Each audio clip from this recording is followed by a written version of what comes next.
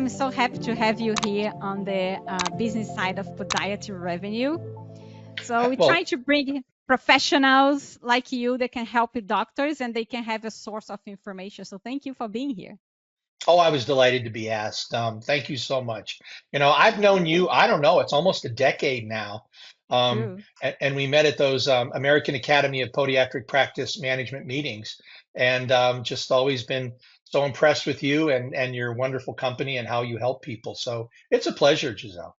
Same as you, we work with clients that use your services and we end up like seeing the end of result because we see when the client come to us what they are and then the end of result what they go.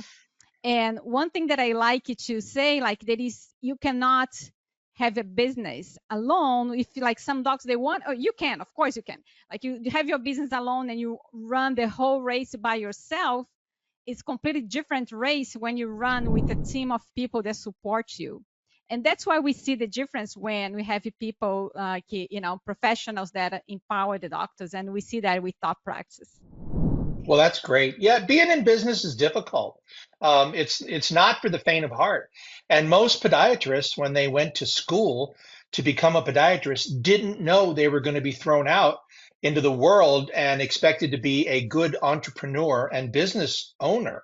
And so it's an entirely different skill set.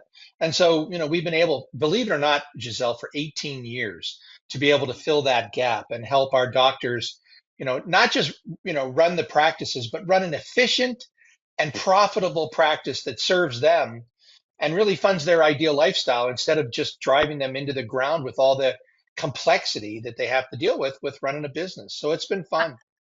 Absolutely, yes. You said it all. That's why like having people in different areas, in different skills, that will empower them to accomplish whatever their goal is. So tell us a little bit about top practice. What is top practice for those that do not know you?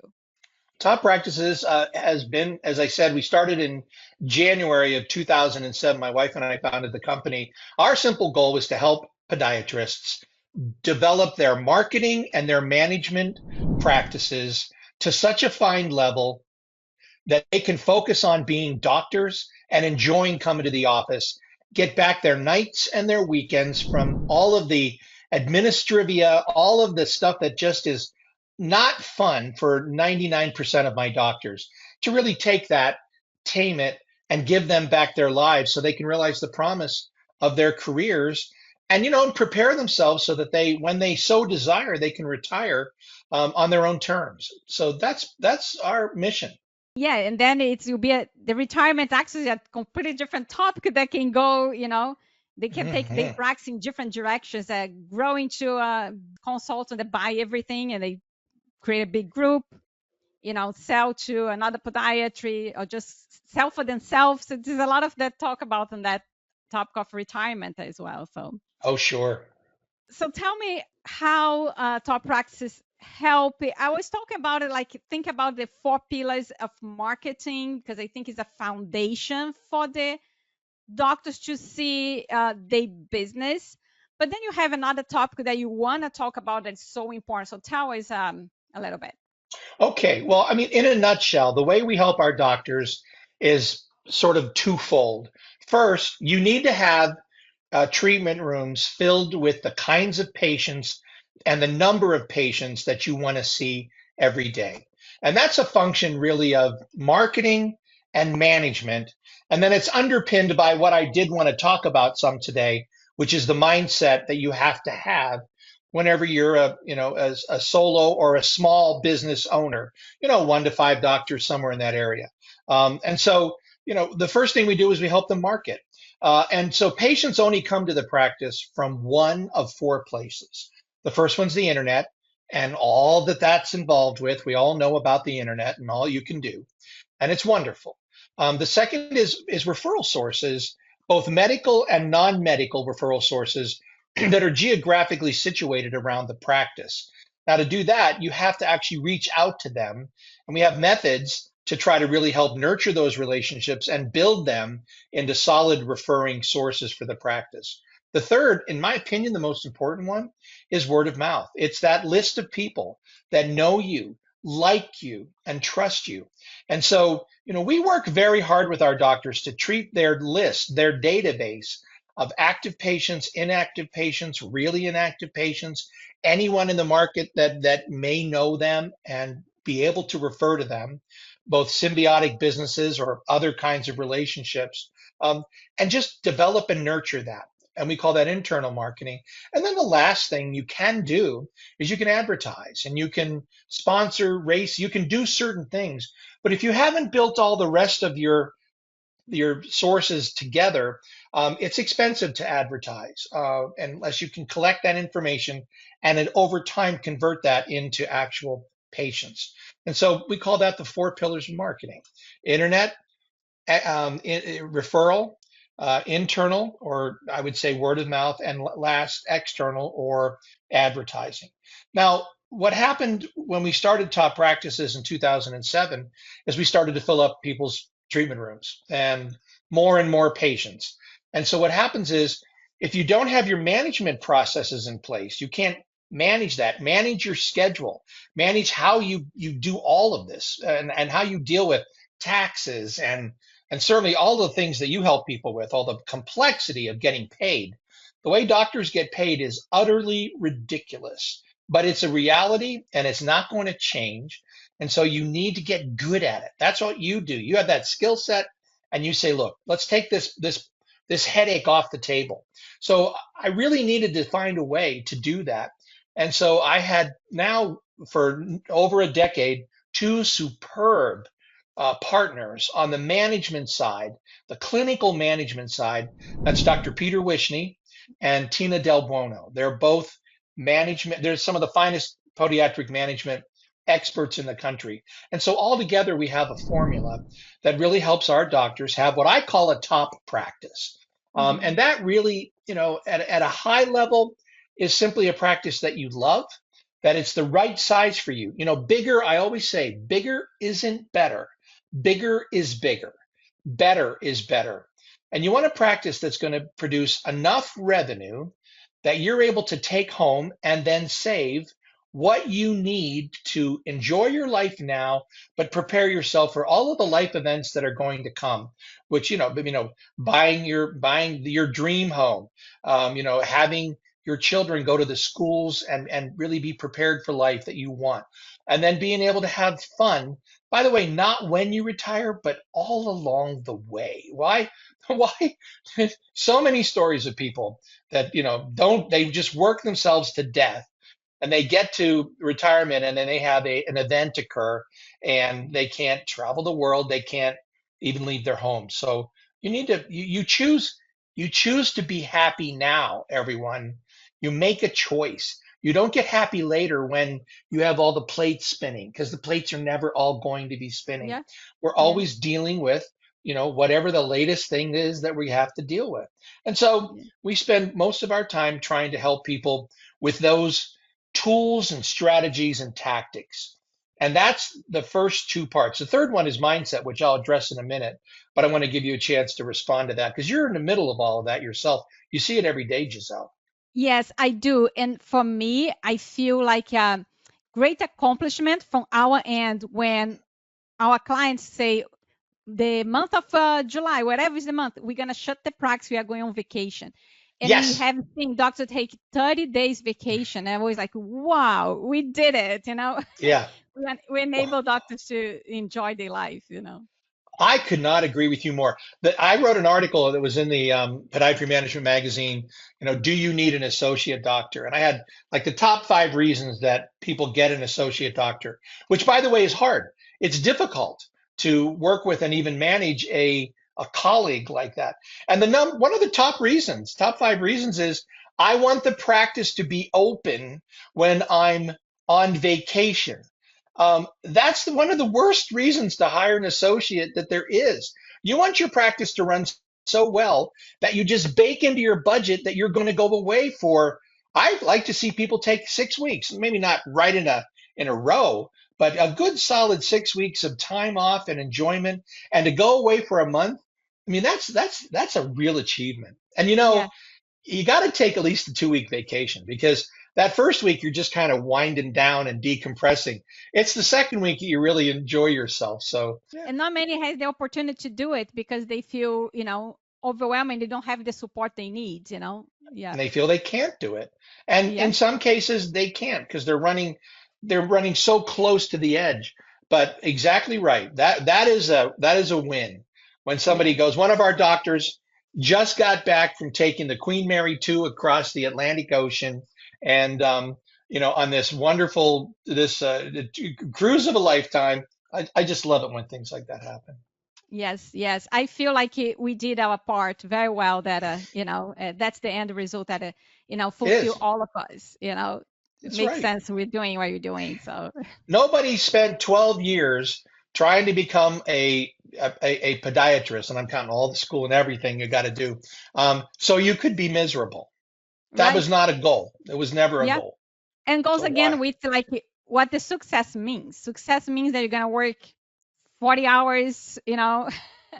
Like 50 hours a week, or success means you're gonna enjoy. Like each one has a parameters different from success. But that's where I don't think that all of us work because we want to leave for work. We want to work so we can leave. At least I think that way. So My definition of success, which you're welcome to steal if you like to, because I stole it, is success is living life on my terms. So right. if I want to do it, I want to take the vacation, I do it. I want to buy the machine, I do it. I want to hire the person, I do it. I don't want to do something, I don't do it. And no one can tell me otherwise. And that to me is true freedom and true success. Yes. Thank you. I will copy that. Yeah. If you steal it, it won't be the first time. Very good. Well said. So I wanted to jump into that last part if I could, and that is the Mhm. mindset, which is really you and I have been bouncing around on this topic. Like it's how you see your day, how you see your week, your years, and your whole plan, and how you approach life. And there's a wonderful the Stoics, the ancient Stoics. And Ryan Holiday, by the way, wrote an incredible book called "The Obstacle Is the Way," really about this, the way the Stoics see life, and so much it is so relevant to today's modern life that it's hard to believe. I mean, nothing's really changed since Marcus Aurelius was the Roman emperor. And by the way, Marcus Aurelius is considered to be one of the greatest Roman emperors, one of the greatest leaders, and one of the greatest human beings to have ever lived. And that is by history, but also the people, his contemporaries, the people that knew him believed he was this wonderful person. And he wrote these incredible book. He didn't try to write a book. It's called Meditations, and it was just him and his thoughts as he was trying to be a good leader. And an emperor. And he had this one quote that I wanted to share with everybody. And he says, "It's time you realized that you have something in you more powerful and miraculous than the things that affect you and make you dance like a puppet. It's time you realize that you have something more powerful and miraculous than the things inside you, than the things that affect you and make you dance like a puppet." And I Like wanted to that. say, isn't that great?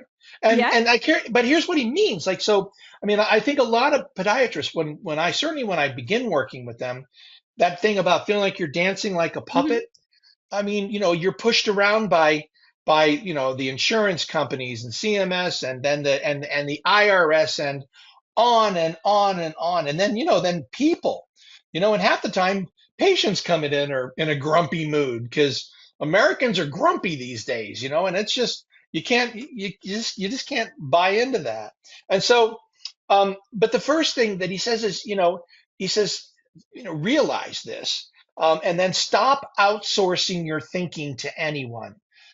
Giselle, I've been on a mission to get my doctors and their staff to stop listening to opinion news programs, Yeah. all of this awful stuff that is designed only to get us riled up so that we spend money But by watching these things, and these people make money doing that. It never ceases to amaze me how addictive all of that is. Stop paying attention to that. Unplug, get out of it. Because I live where I live is called the land of REM. And the land of REM is a very pleasant place to be. And I don't let all of this stuff. It's not that I'm not informed. It's not that I don't know that there will be an election coming up this year, and not that I won't, as a citizen, pay attention. But I'm not listening to. I don't care what side of the spectrum you're on. I don't listen to those people. They're not there to inform you. They're there to actually entertain you so that they can become incredibly wealthy people. Yep. All of them are. Yeah. Just then they're what they say is useless. And later when they were wrong, they say, well, of course, we didn't take this into, forget them. Just stop. And it's going to take you a little while to unplug from that. But if you do, it take about a week, you suddenly, like for instance, I still will go on Facebook and Instagram because Top Practices is there. And I do check and see that all of the work we're doing there is there. But I have really stopped. I buried those apps so far into my phone. And if you get out of the habit, that addictiveness that they all have, it goes away. Same for radio, same for TV. And then you have this enormous, what's inside of you? What was Marcus Aurelius talking about? It's your mind. It's your Right. conscious mind and your subconscious mind. Now, you and I are both right now very much engaged in our conscious minds. We're talking, we're engaging. But we have this ally, this giant supercomputer called our subconscious minds that is so powerful and can help us so much in the achievement of happiness and our goals and what we need to do. And we simply need to turn to our subconscious mind. I talk to my subconscious mind every day. I call him Hmm. sub. I learned that from Napoleon Hill. And I say, this is the kind of day we're going to have today. So, if you wake up and you're like, there's no way any today could be any worse than yesterday, then your subconscious mind's like, oh, we're going to have a bad day. Let's go work on Right. that.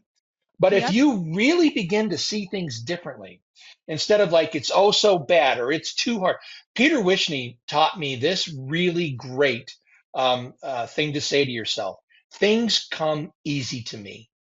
Things come easy to me. Because I was complaining about something being hard, and he goes, when I have that happen, he goes, I always just say things come easy to me, and then all of a sudden, you know what, Giselle, things start You go. coming easier. Yeah, it's like it's how you respond to things. If you're negative, your response will be negative. So then you attract negative, and that's where lead you to that direction. But then you are in a positive mindset, you know, your answer is positive even when negative things happen. Is that right? That's exactly right. And by the way, this isn't magic. This isn't like fairy dust or anything like that. It's about simply focusing your mind because when the opportunity comes to solve a problem, I mean, if your mind's agitated and you're thinking about the negative, you're going to miss it. You're going to Hmm. miss, like, I just had one thing happen where I thought, well, I had an idea. I'm like, we could do this. And it was one of those moments. It's like, why didn't I think about that before? And my mind was working in a positive way. So so first of all, turn to yourself because you're an enormous ally to yourself. And then the next thing, which is really the crux of Top Practices, my company, I mean, we organize this around our group called the Mastermind Group, and that is Hmm. you connect with and you collaborate with like-minded people. So everyone that is a member of Top Practices wants to have a top practice, which is a profitable, efficient, pleasant, enjoyable practice that serves you and your family, funds your ideal lifestyle with a mission of healing your patients. And it's an absolutely wonderful thing. And so when Yeah. your mindset's right, then you can work on, the rest of the formula, which is basically keep your mindset positive and choose to be happy. I mean, you're not going to get happy when things get better. You decide to be happy first, and then things will follow. And then work on your marketing. We have a formula for the 4 pillars of marketing. So you fill those treatment rooms, but make sure when they show up, you and your staff can handle the volume get it all done. You mean you should be able to, a single doctor by themselves should be able to generate by themselves, I mean, without an associate doctor. And I'm not against associate doctors. We've got great ones that work out really well. They become partners, they become purchasers, but it's a complicated thing. And until your practice is running really well, why bring someone else into it so you can just make it even more painful for all of you? You need to get good at this. Then you can hire, mentor, guide, and train a younger doctor to help you in your practice. But that's how you get where you want to go. And so, you get good at marketing, and then you get good at managing all of it. And when you do that, I'm telling you, you did We a really good thing in choosing to be a podiatrist because Yes. it's a career, a profession with a great future. Don't Yes. believe all those naysayers. They are wrong. Yep. I completely agree with you. And when the doctors are working with you and you're working on this process, they transforming the practice, transforming the mindset. What are the challenges that you see they are having in order to transition from where they were to where they want to be?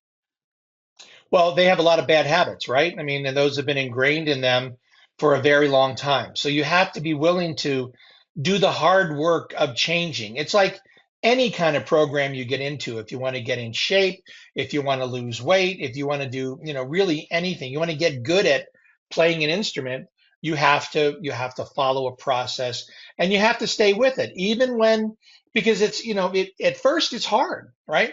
I mean, in the beginning you're like, oh, this is going to be great, and you're really excited, but then you find out I'm going to have to put the work in, I'm going to have to work with it, and um, and you're going to have the same things occur, like all of us struggle these days with my doctors struggle with their staff because Hmm. they're going to have turnover. It's natural, it's part of the process. You need to build that understanding that you're not going to just get everybody in the right seat, because then somebody's going to move for Right. very very good reasons, or someone will become ill. I mean, things just happen. So it's about staying the course, because then later you start to see the benefits. And the other one, I'll tell you, this is the fun one for me, Giselle, is like when my doctors finally start having really good months where they're really, really collecting good revenue. They're banking that revenue. Things are working. They're like, well, I keep waiting. When's the balloon gonna break? When's it gonna happen? And it can be actually unsettling to no longer be all stressed out because you just think I Right. must be missing something. But the truth is, when you were a kid, you weren't stressed out like that. You Right. just got up and lived your life.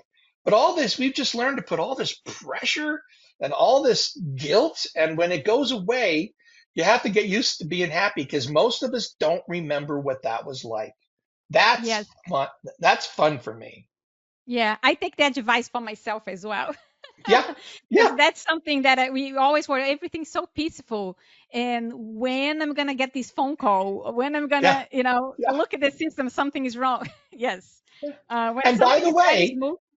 and there always will be a challenge. There'll always be a problem. You Uh-huh. will get the phone call, but you can deal with it, right? I Yeah. mean, when you're not on the edge and you're not almost going to go under, and we all get, I call them stink bombs, right? They're Hmm. bad, but they make it smells terrible, it's awful, but in 2 weeks you're okay. We Yeah. all get it. Every one of us, myself included, we get at least three of those a year. It Yeah. just happens. And, I'm not talking about like tragic events that can occur in people's lives. That's different. But all of us have business problems. All of us have. Hmm.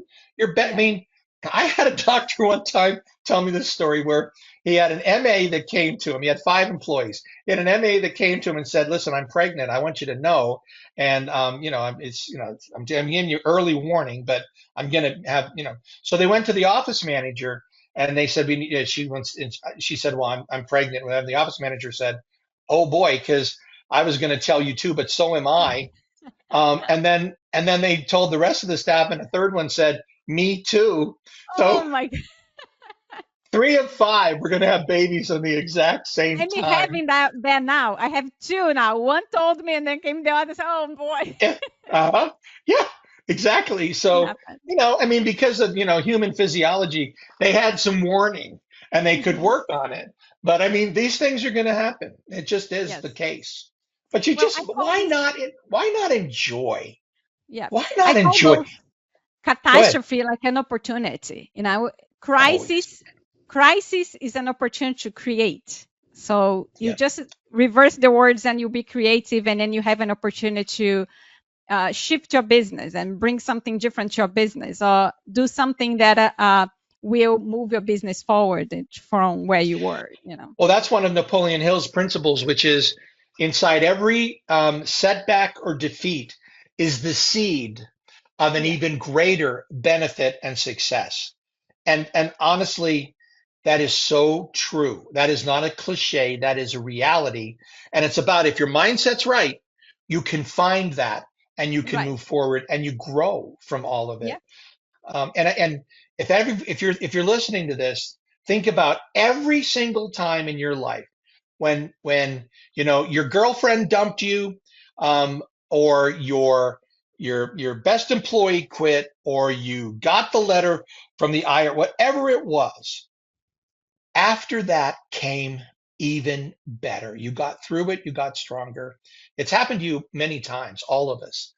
yes, So yeah, just and again, I spend every morning telling myself I am going to have my best day ever. That's my top goal, Giselle. Every day when I wake up, I say to sub, thank you. I mean, because I sleep really well because I talk to my subconscious mind.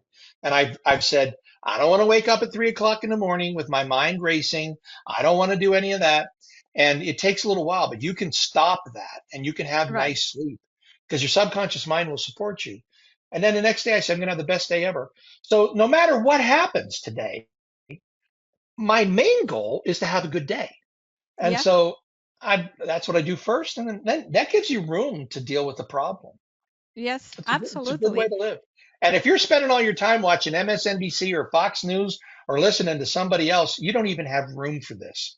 You're So right. get out for that stuff. It's useless. It's pollution, I call. You Yeah, just keep yeah. your brain busy with the things that's what's it gonna do for you personally. So Ask that's where. yourself, I mean, this is like this thing. I mean, these technologies are powerful, right? And they're addictive. All of it's very addictive. Were you happier when you weren't doing this, or are you happier now that you're absorbed in all this day to day, who said what? Yes, Oh, aggravated, garbage. and then you start fighting with people that has I different know. opinion. It's just like no. People you love. Yep. You allow these idiots to get between you and Hmm. people that you love. Don't do that. Never ever allow Exactly. that. I cannot agree more with you. I think it just, Yes. the direction to go. Now, I know you gave us so many advices now on this conversation, had so many information. Now, if you can get one to the doctor, say, okay, you are in a position that you are stressed with your practice, you're not doing anything to move. So, which is this one piece of advice that you can give? It's a little self-serving, but you need to get help. And that's what we do at Top Practices. We help you. I mean, you need to reach out and you need to get help, and so that you can solve your problems. I'll give you a more specific one though. When you're looking at all of this and you're worried about your just all of it, I always remember this: if you've got a million things to do, or you've got 100 or 40 things that need to get done, and it's so bad you don't even know where to start, always start with what's going to fix your cash flow, because cash, your ability to have pay your bills, that there's nothing that is oxygen. I mean, there's this old adage, cash is king. They say that because that's important. So if you're struggling with getting your cash in, like collecting, like what you do, you need to talk to Giselle, because you need to, when I mean it's so tragic that when you do all this work and you submit it, and you have to go through this again ludicrous way of getting paid, um, and to have it not actually be collected so that you can earn what you did. I just find that to be one of the greatest tragedies of the area that you work in, which is medicine. That's the hardest one. So look at your cash and talk to someone, get help, but find the strategies to fix your cash because you've got a bucket that is bleeding out of so many holes. I mean, I know that's everybody does. Yeah, And if you can, and then you want to drive and change the patients that are coming into your practice. That's marketing, so that you instead of seeing, I mean, some of these patients you see them, and you actually lose money by seeing these patients because you're paid so little. Wouldn't you rather have your top diagnoses that you enjoy and bring, like heel pain, for instance, to bring the most money into the practice? Wouldn't you rather do that all day long? You can do it. So yeah, that would be my advice is to get connected to people that can help you because you can't do this alone. That's what you said before, Giselle. It is hmm, true. None of us, myself included, can I mean, you can have an Amtrak derailment in your head and then you're stuck. But you're yeah, not stuck. I mean, there's hundreds of thousands of doctors just like you that are looking for answers, and they're finding them. In one of those places is Top Practices, another one is working with you, but there are others. But don't struggle. I mean, and you yeah. can you can send me an email. It's rem@toppractices.com, and I'll be happy to talk to anyone that's struggling. I'd be happy to do it. Thank you so much, Ren. It's so nice talking to you, and thanks for being such a help for so many doctors. Appreciate it. Look forward to the summit that's coming up. Oh yeah, well we yes. In fact, in September 13, 14, 15, Scottsdale, Arizona is our annual summit. There are some spots left, so if you want to join us, come to toppractices.com and you'll see it right on the homepage. And there's really no place quite like it. The second Yeah, one would be the AAPPM meeting in November. yeah. Also excellent, where I know I'll see you as well. So yeah, So I'd love to say hi. we meet every year, and I really love it, like the summit where, and so it's APPM where doctors they get together and they exchange information, led by you, on this summit, and also come great professionals share with them. So I think it's a great place to start and get to know you closer. Oh, it really it's changed people's lives many, many times. Don't Yeah, suffer. If you're not happy, don't suffer. Remember, I'll say it one last time. It's time you realize that you have something in you more powerful and miraculous than the things that affect you and make you dance like a puppet. yeah. Thank you so much, Ren. All See right. you soon. Eh, All right. Thank you. Bye bye. We are looking forward to our next episode. Your questions and comments fuel our discussions. So keep them coming. Don't miss out on the latest updates. Hit the subscribe button and stay connected with us on this journey of success.